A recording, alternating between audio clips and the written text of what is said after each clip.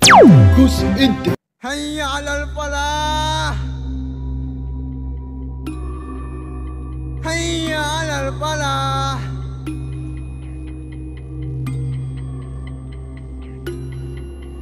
Allahu Akbar. Allahu Akbar.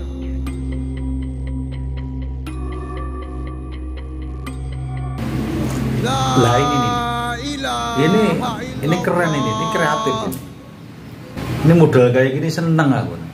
Ya cuma ini yo, akeh yang jadi pertentangan.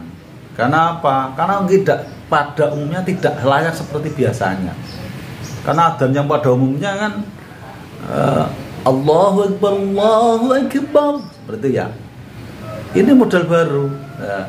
Sebenarnya kalau menurut hukum bagaimana Gus? Kalau menurut hukum ya boleh-boleh saja, nggak apa-apa, nggak masalah. Cuma kan karena tidak seperti biasanya dan bila dilafalkan itu yuk kadang bisa benar bisa salah.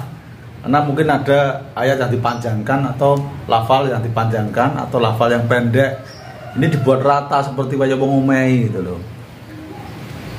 Berarti undangan untuk sholat, undangan untuk beribadah, untuk menjalankan sholat, tapi kaya wong omai, kaya wong marah, kaya wong jengkel gitu loh.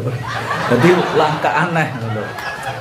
Jadi kalau di Indonesia itu model-model seperti ini mungkin akan muncul suatu persepsi yang mungkin menjadi permasalahan karena tidak seperti yang biasanya diucapkan oleh muadzin-muadzin pada umumnya.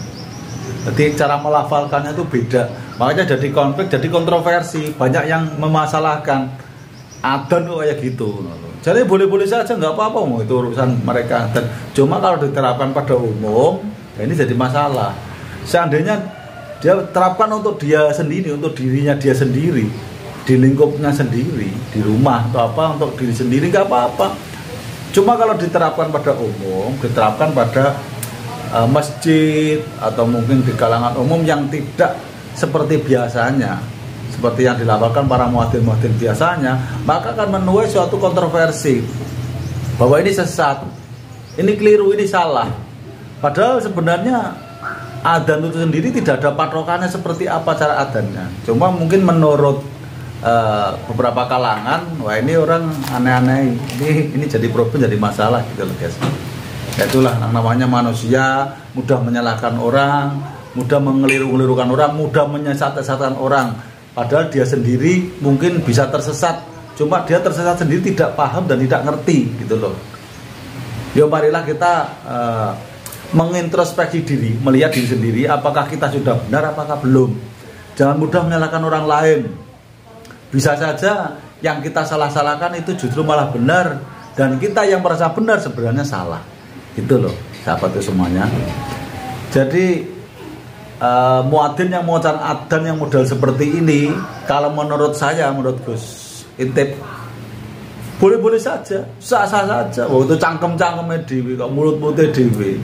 Cuma ya tolong ya, jangan diterapkan di umum, jangan diterapkan di kalangan-kalangan yang memang tidak sepaham dan nggak ngerti gitu loh.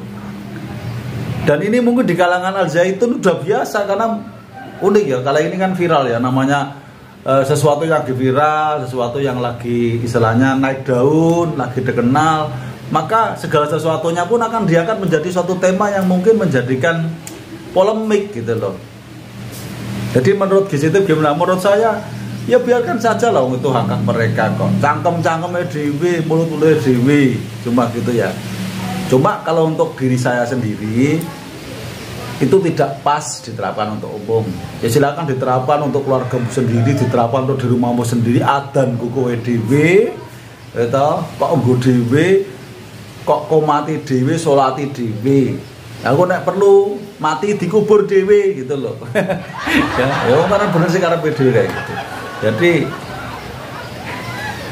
kesimpulannya, sebaiknya sebelum kita menyalahkan orang, sebelum kita mengkafir-kafirkan orang atau menyesat-nyesatkan orang, lihat dulu kesesatan kita, apakah kita sudah benar, apakah kita sudah lurus, apakah sudah sesuai dengan syariat yang berlaku gitu loh. janganlah mudah menyalahkan orang. Jadi intinya ini bukan masalah muadzinnya atau bukan masalah lafal adzannya yang benar dan tidak. Inti yang saya sampaikan adalah bagaimana kita mengintrospeksi diri kita. Paham ya sahabatku? Itu yang perlu kalian semua tuh pahami, para sahabatku semua pahami, bahwa dalam hidup ini kita perlu dengan teka-teki, perlu dengan tanda tanya, perlu dengan kebenaran dan kesalahan. Oleh karena itu yang maha benar hanya Allah Subhanahu wa taala. Kita hanyalah manusia biasa. Kita tuh manusia yang istilahnya hanya hamba, ya. Yang maha benar hanya Allah Subhanahu wa taala. Jadi janganlah merasa benar. Perihal adzan barusan yang disampaikan oleh salah satu santri di Ponpes Al Zaitun sebagai contoh saja, supaya kita tuh kreatif boleh, mengeluarkan ide-ide baru boleh, silakan, itu hak kalian, cuma ya sesuaikan lah. Kalau apalagi kalau Al-Quran bacanya dirubah-rubah itu nggak boleh, karena Al-Quran sudah ada pakemnya, ya, ada tata caranya, cara bacanya, ada tajwidnya, itu harus kita pikirkan. Makanya Gus Intip juga kalau urusan baca Al-Quran, Gus Intip mikir-mikir gitu loh. Paham ya sahabat ya? Itulah yang bisa saya sampaikan kepada sahabatku semuanya. Semoga bisa menjadi inspirasi buat sahabatku semuanya yang mau mengeluarkan unek-unek, yang pingin kreatif. Silakan berkarya, berdakwah dengan jalan kekreatifan Anda masing-masing, silakan, boleh saja.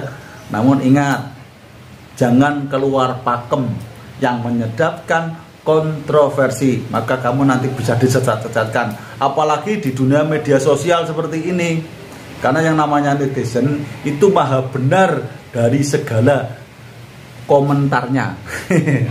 Itu netizen ya. Jadi bagi yang buat konten atau apa ya maklum saja lah, jangan mudah emosi, jangan mudah marah, karena yang namanya netizen itu mau komentar semuanya sendiri, dia punya hak yang memang hak itu dari segala hak yang dimiliki.